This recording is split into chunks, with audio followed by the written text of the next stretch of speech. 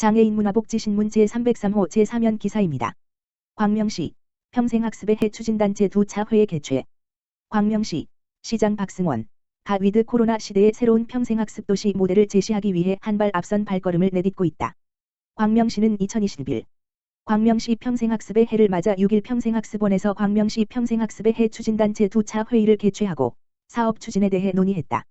지난 4월 출범한 광명시 평생학습의 해 추진단, 이하 추진단, 은 평생학습 전문가, 시민대표, 관내 유관기관 대표, 사업부서 관계자 등 19명으로 구성됐다. 추진단은 광명시만에 특화된 평생학습 정책 추진을 위해 평생학습의 해 사업에 대한 조정과 자문 역할을 맡는다. 광명시 평생학습의 해 주요 안건 논의, 12대 중점 주요 추진과제 운영 보고 순으로 진행된 추진단 제2차 회의에서는 광명시 평생학습원 운영체계 개선 방안, 평생학습의 해 포럼 개최, 광명시 민주시민정치교육원 설립, 광명시민 평생학습 장학금 등의 안건에 대해 추진단의 다채로운 의견을 수렴했다.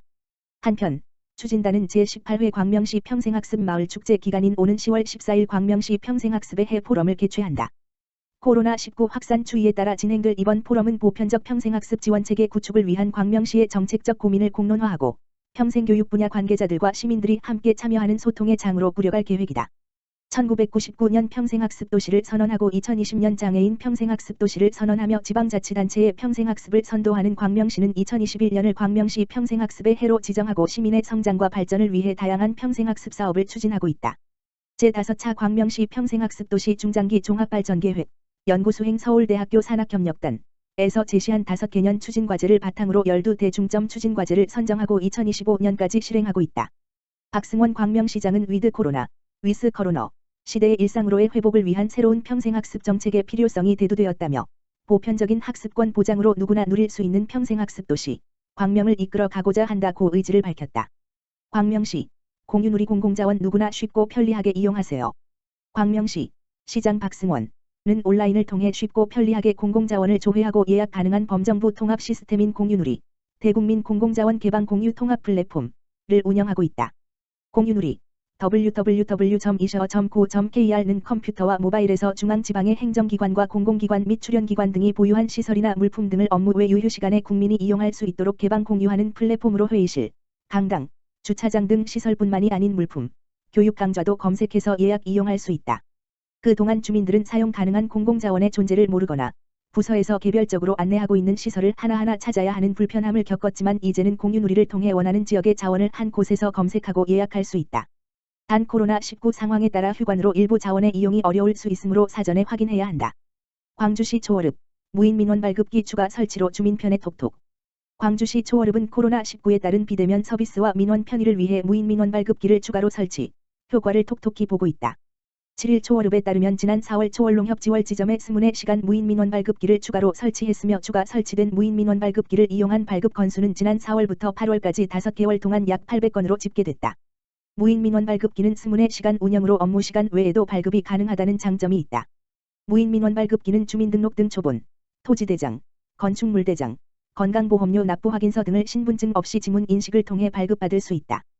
또한 서류 발급 시 장애인을 위한 편의 기능인 음성 안내 및 점자 키패드, 휠체어 이용을 감안한 기기 조작 기능, 현금 외 신용카드 및 모바일 간편 결제도 가능하며 수수료도 창구에 비해 50%가 저렴하다.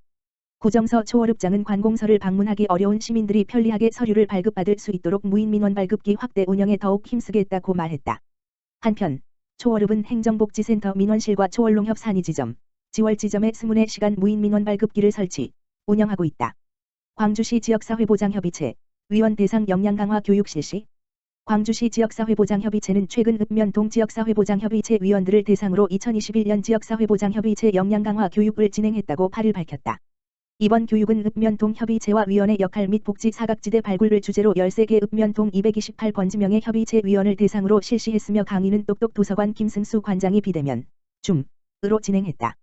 강의는 실질적이고 구체적인 사례 중심으로 실시해 이해도를 높였으며 특히 사회복지 발전을 위한 다양한 의견 제시와 토론을 통해 서로의 의견을 나누는 소중한 시간도 가졌다.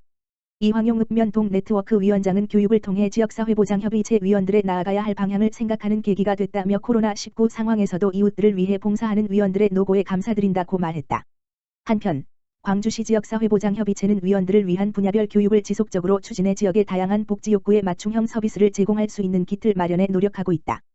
구리시 장애인 가족지원센터, 직장예절 함양 비아어, 가상현실, 교육 진행. 구리시, 시장 안승남은 구리시 장애인 가족지원센터, 센터장 이호권, 주관으로 취업을 준비하는 발달장애인의 직장예절 함양을 위해 비아어를 활용한 직장예절 교육을 6월부터 연중 진행하고 있다고 밝혔다.